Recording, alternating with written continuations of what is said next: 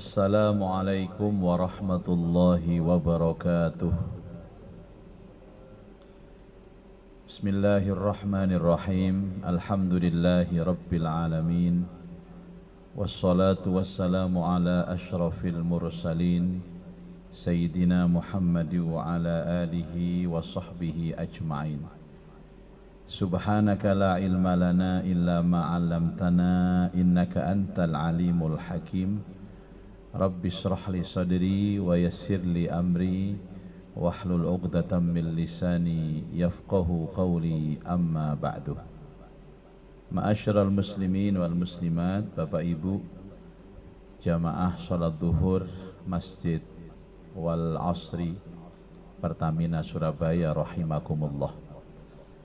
Pertama-tama marilah kita berdoa, mudah-mudahan salat kita diterima Allah, dapat menghapus dosa-dosa kita dan dapat membuka pintu barokah dan rahmat Allah dalam hidup kita. Mudah-mudahan dengan sholat berjamaah ini kita semua diberikan sehat walafiat, dimudahkan semua urusannya, dikabulkan semua hajatnya, tambah umur, tambah istiqomah ibadahnya, dan kapanpun kelak kita menghadap kepada Allah benar-benar membawa husnal khatimah. Amin Allahumma amin. Siang ini kita akan melanjutkan kajian kitab Al-Adhkar atau zikir-zikir Rasulullah, dan kita akan membahas tema tentang bagaimana bacaan rukuknya Rasulullah. Babu adhkarir ruku'i, bab zikir-zikir tentang rukuk. Para jamaah, rukuk ini merupakan ruhnya sholat. Makanya kalau ada istilah di dalam Al-Quran itu warka'u ma'arroki'in, rukuklah bersama orang yang rukuk. Pernah dengar ayat ini Pak?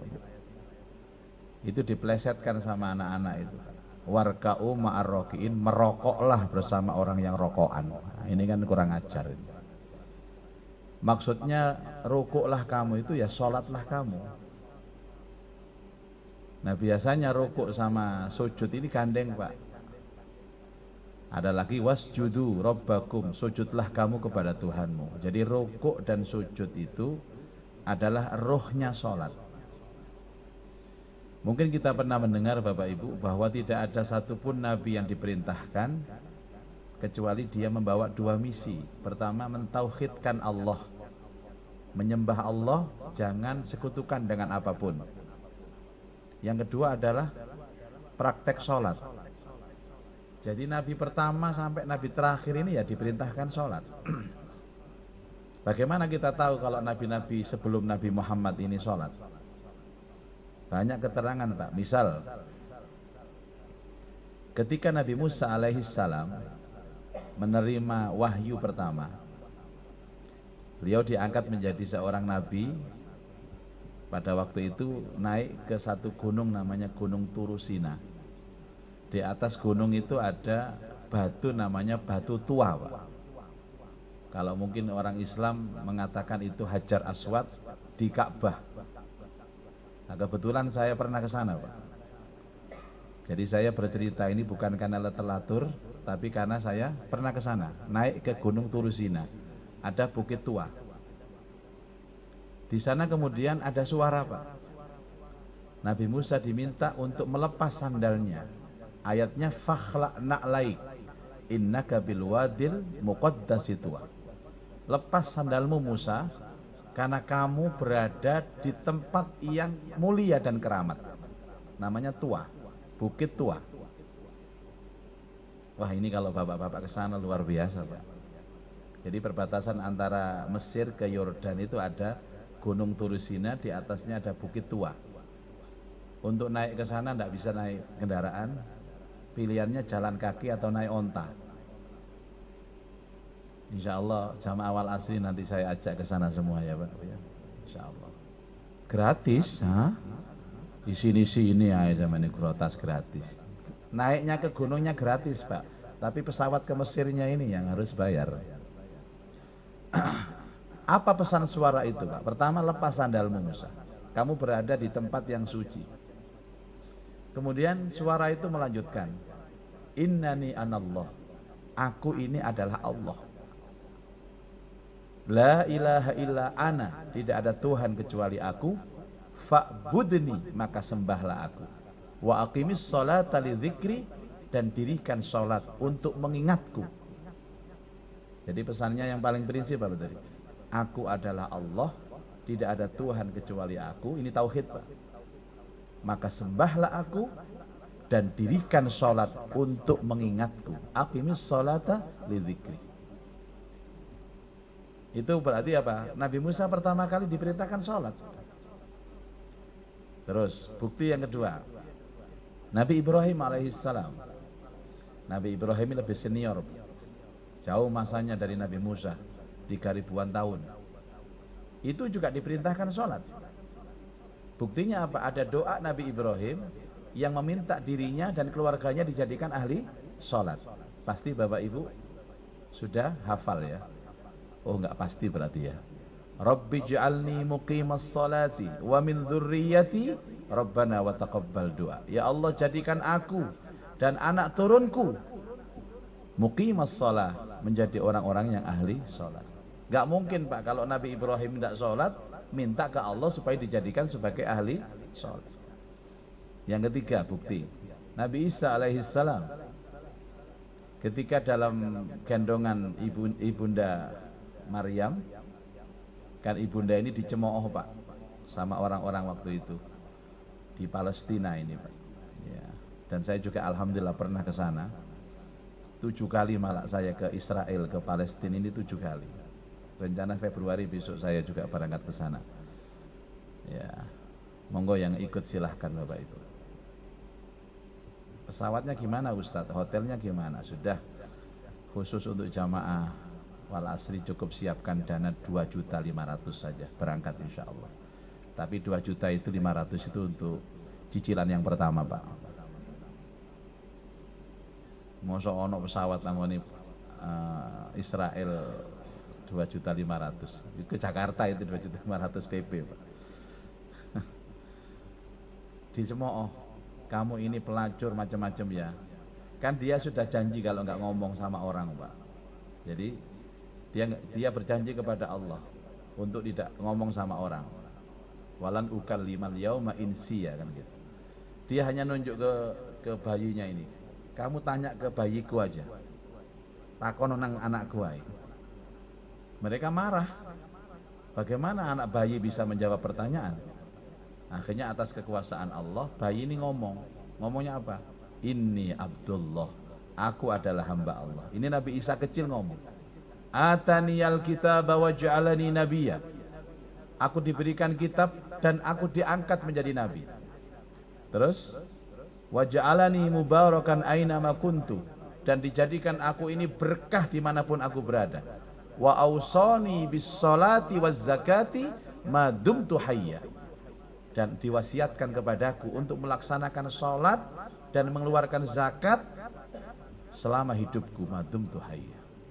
Terus ditanya, Pak, cara sholatnya nabi-nabi terdahulu itu bagaimana? Nah ini saya sebutkan. Cara sholatnya itu ada 2, ada rukuknya, ada sujudnya Pak. Karena ini ruhnya sholat. Masalah rakaat jumlahnya berapa? Wallahu alam, Nabi tidak pernah menjelaskan itu. Masalah waktunya itu apa seperti kita, pagi, siang, sore, malam, wallahu alam. Intinya praktek sholat itu rukuk dan sujud. Ada satu ayat dalam Al-Quran Bapak Ibu, ketika Nabiullah Ibrahim alaihi salatu wassalam mendirikan Ka'bah, meninggikan Ka'bah. Jadi yang dimaksud membangun itu pondasinya sudah ada, Nabi Ibrahim tinggal meninggikan saja. Dan kemudian Allah berfirman, wa id ja'annal baita masabatan linnasi wa amna. Sungguh kami jadikan Baitullah Ka'bah ini masabah, tempat berkumpulnya manusia. Makanya disebut Ka'bah itu punjernya hidup Bapak Ibu. Saya kemarin baca ada seorang pakar dari Jepang, ternyata mengukur diameter bumi ini, punjernya itu Ka'bah. Dan kenapa harus tawaf berputar? Itu kan bukan arah jarum jam, Pak. Kebalikannya arah jarum jam. Kalau jarum jam kan ke arah kanan, ini ke kiri. Nah, biasanya orang kalau tawaf di Baitullah itu awalnya itu jaraknya jauh. Tapi tahu-tahu 2 putaran, 3 putaran, sampai 7 putaran sudah mendekati Ka'bah. Energinya ada di sana, pusarannya ada di sana. Jadi setiap orang kalau berputar kan semakin berputar, semakin dekat. Nanti urus sampai dia ke atas, dan atasnya Ka'bah itu adalah Arash. Arash itu tempat tawafnya para malaikat. Tempat berkumpulnya manusia itu adalah Ka'bah. Terus wa amna, dan dijadikan Ka'bah itu tempat yang paling aman. Aman di dunia, aman juga di akhirat. Terus wattakhidu min maqami Ibrahim musalla. Jadikan makom Ibrahim itu tempat sholat. Makom Ibrahim itu bukan kuburan Ibrahim, Bapak Ibu. Makom Ibrahim itu bekas telapak kaki Nabi Ibrahim saat membangun Ka'bah. Itu sekarang ada tandanya warna kuning, Bapak Ibu. Kalau jenengan ngintip ke dalam ada bekas telapak kaki. Terus wa ahidna ila Ibrahim, dan kami perintahkan kepada Ibrahim wa Ismail, dan anaknya Ismail, kata Allah, antahhira, agar mereka mensucikan Ka'bah itu. Untuk siapa? Lit-taifin, orang yang tawaf, 1. Wal akifin, i'tikaf, 2. Warrukka'is sujud, orang yang rukuk dan sujud. Yang dimaksud rukuk dan sujud itu adalah sholat. Makanya orang kalau sholat nggak ada rukuknya, nggak ada sujudnya, ya nggak sholat, Bapak Ibu. Karena rukuk dan sujud itu adalah ruhnya sholat. Wa qad tadhaharat al-akhbarus sahihah, sungguh telah datang hadis-hadis yang sahih an Rasulullah sallallahu alaihi wasallam, dari Rasulullah sallallahu alaihi wasallam, annahu, sesungguhnya Nabi, kana yukabbirur ruku', Nabi itu setiap ruku' itu selalu membaca Allahu Akbar. Hadis lain beliau mengangkat tangan seperti ketika mengangkat tangannya pada saat takbiratul ihram. Berarti ruku' ini menjadi rukun keberapa, Pak? 1 takbiratul ihram, 2 baca Fatihah, 3 ruku'. Makanya kalau ada orang sudah mulai jamaah, imamnya ruku', dia datang, dia kejar, kata Rasulullah, sesungguhnya dia telah mendapatkan sholatnya, tidak perlu nambah 1. Kalau masih ruku' loh ya. Karena semua mengatakan bahwa keterlambatan yang harus menambah rakaat itu adalah ketika lebih daripada 3 rukun. Nah, rukunnya kan tadi takbiratul ihram, membaca Fatihah, dan ruku'. Imam masih rukuk, jenengan nguber jelet, ya tapi kalau ono muni jelet kan gak ono, diuber ngono ae lah. Itu Anda mendapatkannya. Faqad wajadas shalah, orang ini mendapatkan salatnya. Tapi kalau imamnya sudah sami Allahu liman hamidah, jenengan nguber boleh, Pak. Tapi nanti harus ziyadatur rakaah, harus nambah rakaat. Cuman begini, kemarin ada yang tanya ke saya tentang ini, kan sebenarnya stressing kitab Al-Adhkar ini bukan kepada fikihnya, Pak, tapi kepada doanya. Tapi kadang-kadang saya sampaikan fikihnya. Kan begitu. Ketika Rasulullah sallallahu alaihi wasallam saat takbiratul ihram, kemudian kan sedekap ya. Ini saya menemukan ada 4 hadis tentang bagaimana Rasulullah sedekapnya itu. Mungkin Bapak Ibu selama ini hanya mengerti 1 saja. Yang pertama, fauqas surrah, di atas pusar. Coba lihat. Ini berdasarkan sunnah. Allahu Akbar. Dan ini hadis yang paling banyak. Contoh sedekapnya Rasulullah.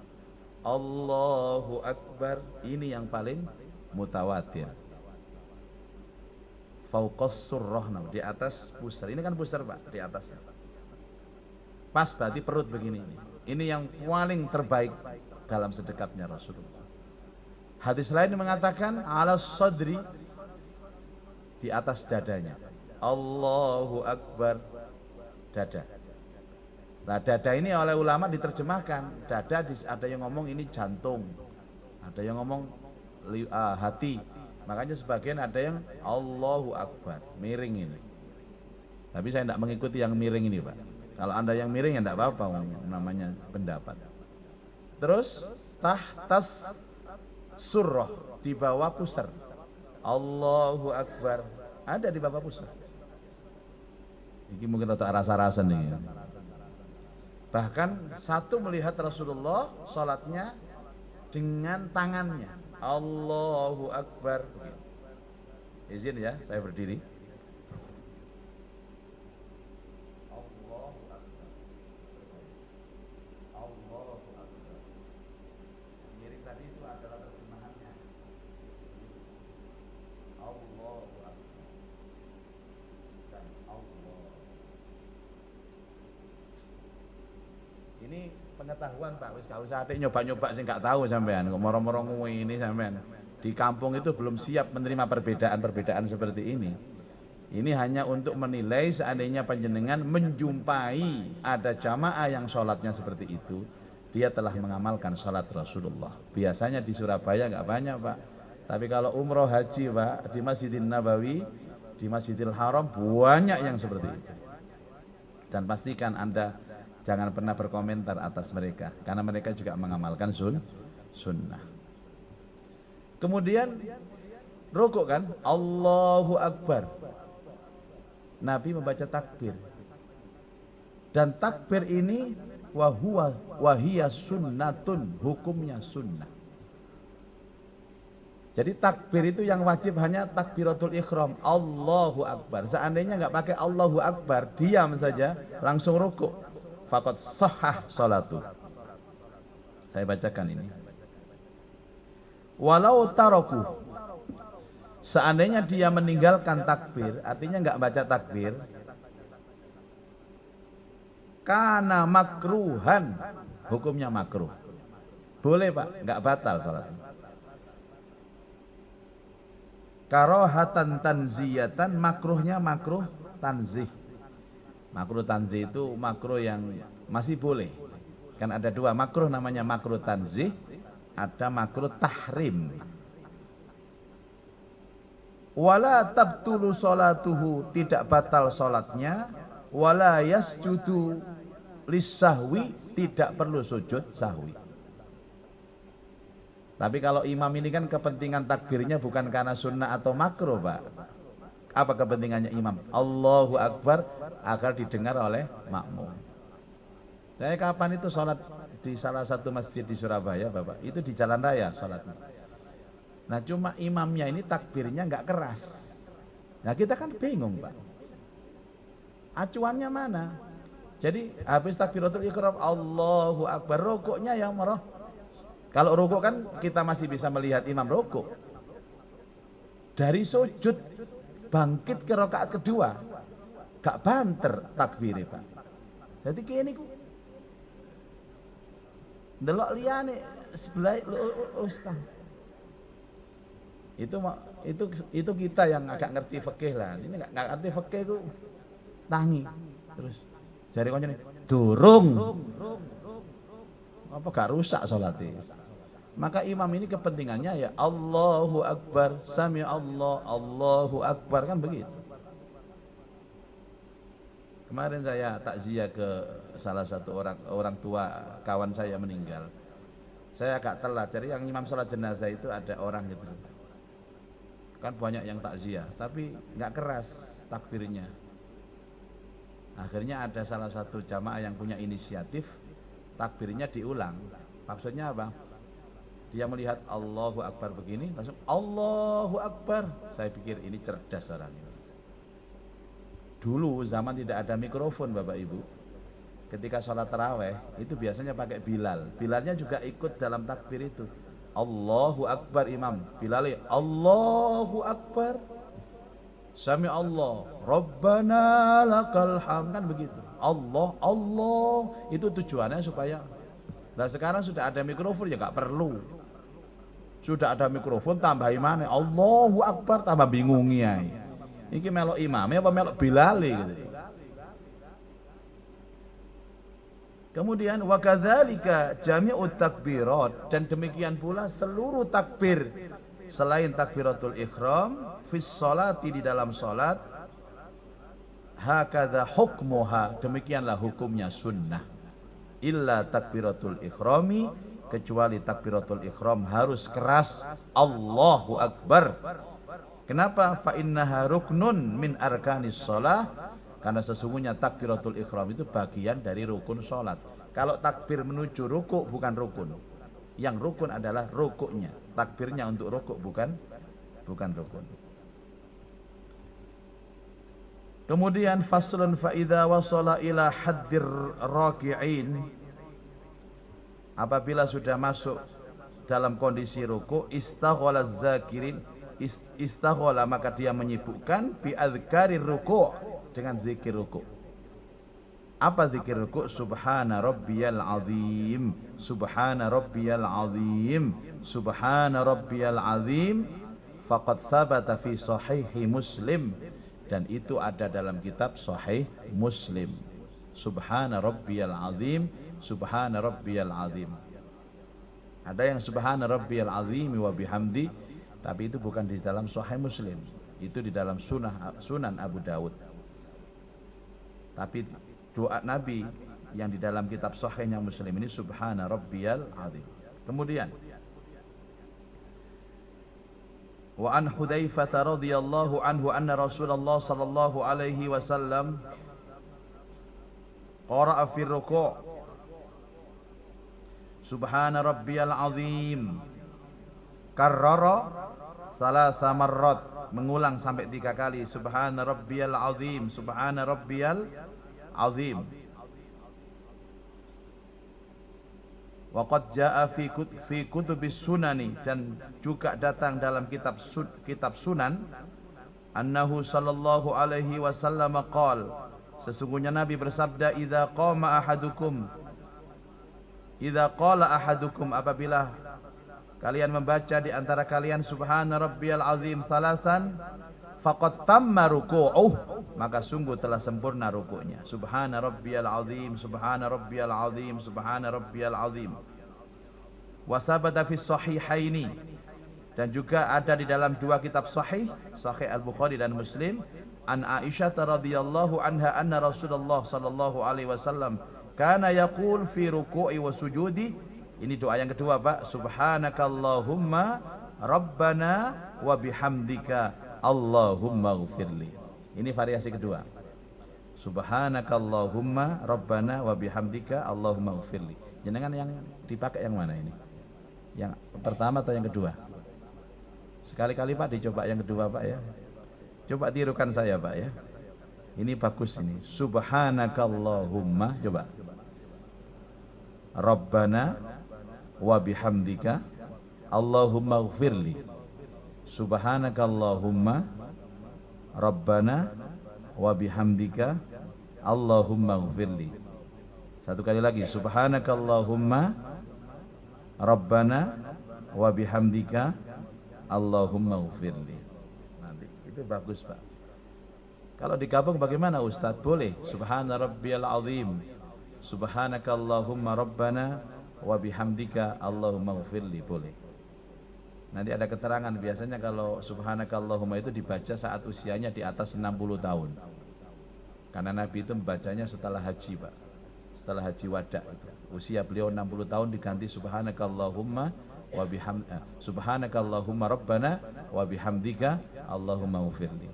Pun enten sing swidak napa dereng? Oh, dereng. Nek swidak gak mungkin nang kene, Pak. Apa pensiun sampai? Itu variasi kedua. Yang ketiga ini, Pak, agak panjang ini. Allahumma laka raka'tu wa bika amantu wa laka aslamtu khasha'alaka sam'i wa basari wa mukhi wa 'azami wa 'assi. Wis gak mungkin nek sampeyan ketahuan koyo ngene iki sangel sampeyan. Tapi yang jelas kita tahu bahwa ini ada, Pak. Doa ini ada. Itu ada dalam kitab Sahih Muslim dari Ali bin Abi Thalib radhiyallahu an. Ini variasi kedua. Yang ketiga, ini juga hadis sahih Bapak Ibu di dalam Sahih Muslim.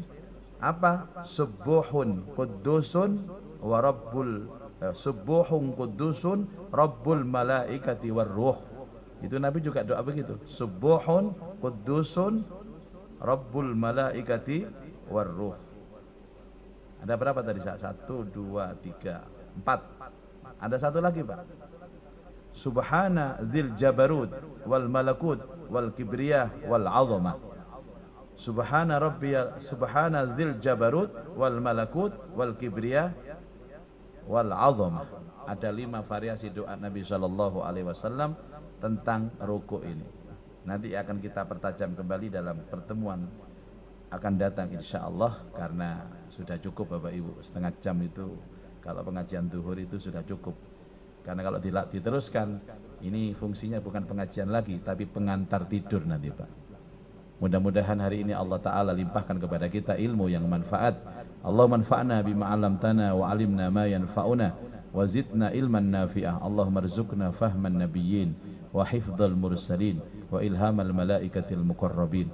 Rabbana atina fid dunya hasanah wa fil akhirati hasanah wa qina adzaban nar. Wa sallallahu ala sayyidina Muhammad khairi khalqi wa ala alihi wa sahbihi ajma'in.